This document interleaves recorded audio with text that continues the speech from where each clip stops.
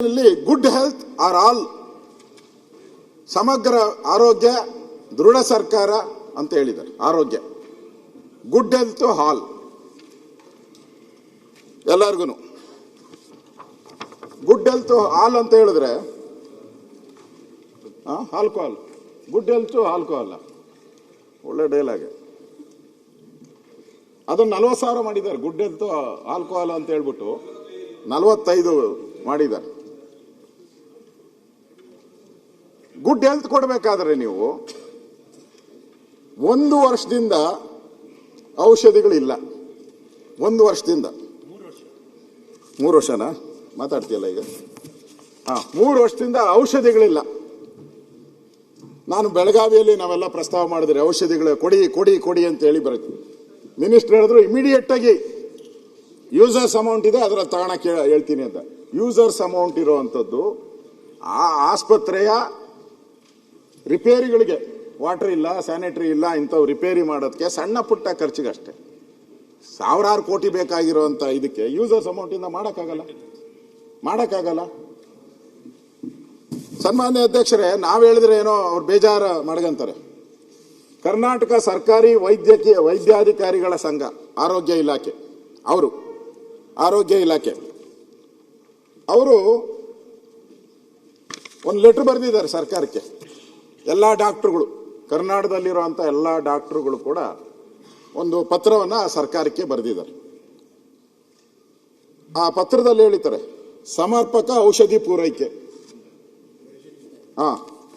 ಆಸ್ಪತ್ರೆಗಳಲ್ಲಿ ಕಾಲಕ್ಕೆ ಸಮರ್ಪಕವಾದಂಥ ಔಷಧಿ ಸರಬರಾಜು ಮಾಡುವುದು ಸರ್ಕಾರದ ಜವಾಬ್ದಾರಿಯಾಗಿದ್ದು, ಈ ಹಿನ್ನೆಲೆಯಲ್ಲಿ ಸರ್ಕಾರವು ಕರ್ನಾಟಕ ರಾಜ್ಯದ ವೈದ್ಯಕೀಯ ಸರಬರಾಜು ನಿಗಮ ನಿಯಮಿತ ಸಂಸ್ಥೆ ಸ್ಥಾಪನೆಯಾಗಿರುತ್ತದೆ.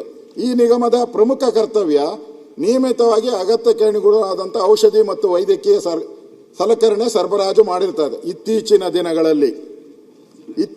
ದಿನಗಳಲ್ಲಿ ಔಷಧ ಸರಬರಾಜು ಮಾಡುವುದರಲ್ಲಿ ಸಂಸ್ಥೆಯು ಸಂಪೂರ್ಣ ವಿಫಲವಾಗಿರುವ ಕಾರಣ ರೋಗಿಗಳು ಸರಿಯಾದ ಸಮಯಕ್ಕೆ ಔಷಧೋಪಚಾರ ದೊರದೆ ಪರದಾಡುತ್ತಾ ಇದ್ದಾರೆ.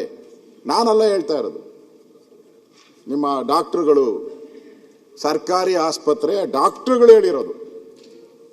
ಇದಕ್ಕೆ ಸರ್ಕಾರಕ್ಕೆ ಗೌರವ ಇದೆ. ಈಗ ಗುಡ್ ಹೆಲ್ತ್ ಇದೇನಾ ಗುಡ್ಡು? 3 ವರ್ಷದಿಂದ ಆಸ್ಪತ್ರೆಯಲ್ಲಿ ಮೆಡಿಸಿನ್ ಇಲ್ಲ ಅಂದ್ರೆ it's A good health. Bad health ಯಾವುದು? ನಾನಲ್ಲ, ಅವರು.